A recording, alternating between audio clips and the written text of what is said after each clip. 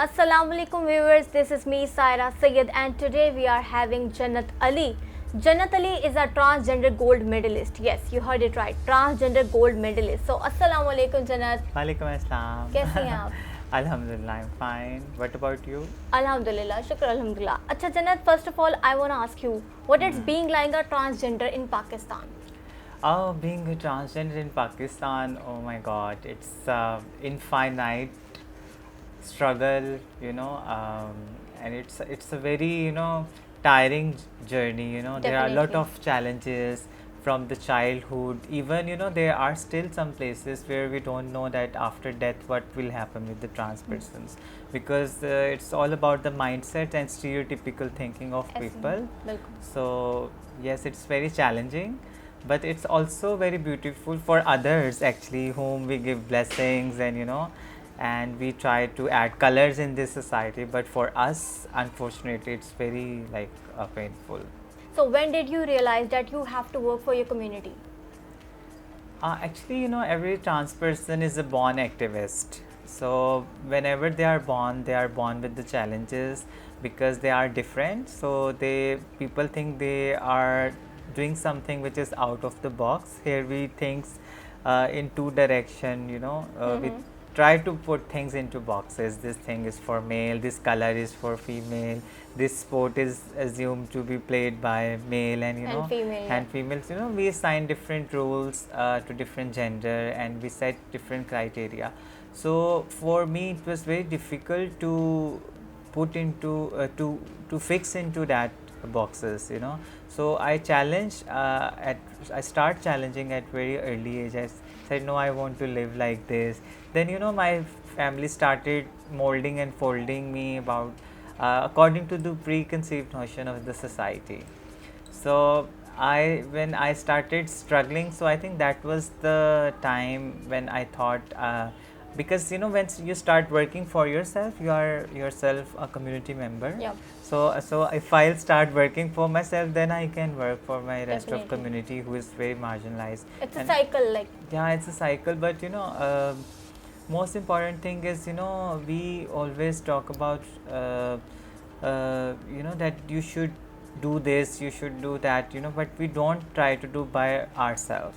So that was my agenda. I tried to explore myself, why I'm different, what is my Why is place it in so? religion, yeah, why they are trying to change me, what is my gender, how do people will call me, but I kept it secret by some time till I had my education. I completed my education, and it was very challenging even Very in difficult, yeah. universities and colleges also, because there was no ID cards, there was no sensitization, people were not aware, and very few people who were senior transgenders, they were educated.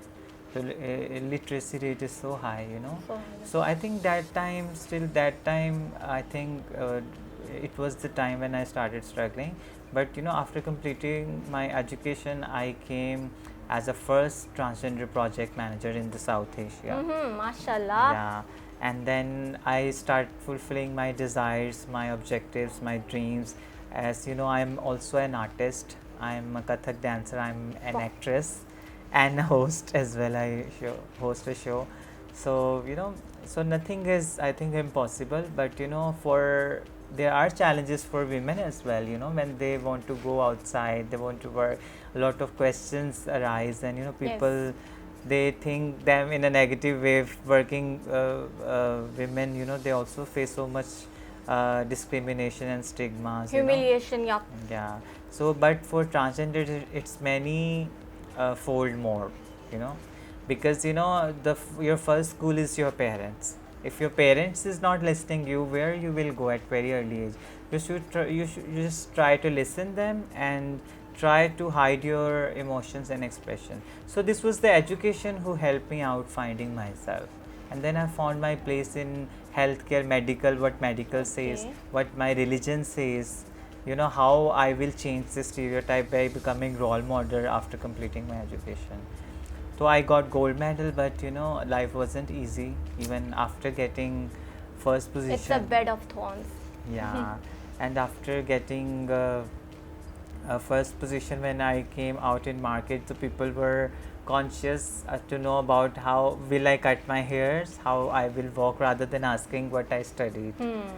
So they were not like offering me jobs, and they were more conscious about my looks, how I spend my time, how many friends do I have. So they were asking such questions which were very humiliating and demotivating me at that time. Then I started working in community organization where my community members were there.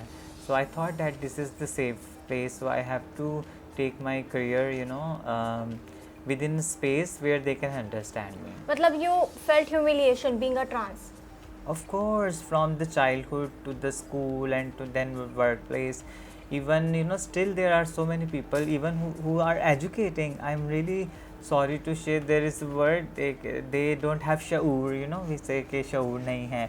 तो I think education के अलावा शऊर होना भी बहुत ज़रूरी है. Definitely. तो we try to get education, लेकिन खुद को एजुकेट नहीं करते ना. We don't want to actually.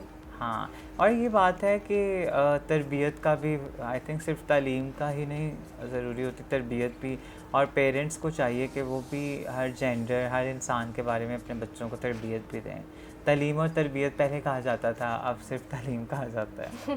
तरबियत कहीं वो रह ही गई, पीछे कहीं खो गई है वो.